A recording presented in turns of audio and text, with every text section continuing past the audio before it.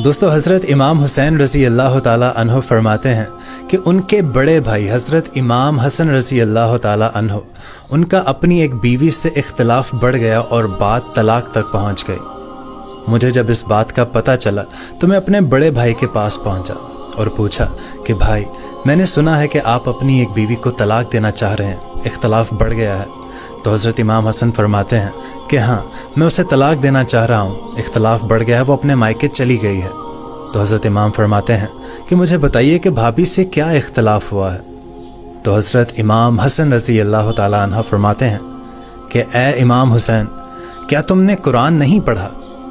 तो हज़रत इमाम हुसैन फरमाते हैं कि जी बड़े भाई, मैंने कुरान पढ़ा है, आप बताइए क्या कहना चाह रहे हैं आप? तो हज़रत इमाम हसन ने फरमाया कि क्या तुमने नहीं पढ़ा कि अल्लाह ताला इरशाद फरमाता है कि मर्द औरत का लिबास है और औरत मर्दों का लिबास है।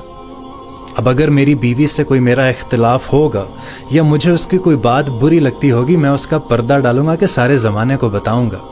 तो हज़रत इमाम हुसैन उठ खड़े हुए और अपने भाई का उठकर हाथ चूमा और फरमाते हैं कि ये एक आयत मैंने कुरान में पढ़ी तो थी, लेकिन आज तफसीर मुझे मेरे बड़े भाई ने समझाई है।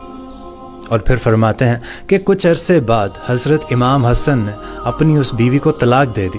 तो हज़रत इमाम हुसैन फिर हज़रत इमाम हसन के पास पहुँचे और पूछा कि भाई, अब तो बता दें कि आपने उन्हें तलाक क्यों दी, क्या इख्तिलाफ हो गया था? तो हज़रत इमाम हसन ने फिर इरशाद फरमाया कि ए हुसैन, अब वो किसी गैर महरम की बीवी है और मेरे लिए भी वो गैर महरम है, अब छोड़ उसको, मैं तुम्हें क्या गैर महरम की बातें बताऊं?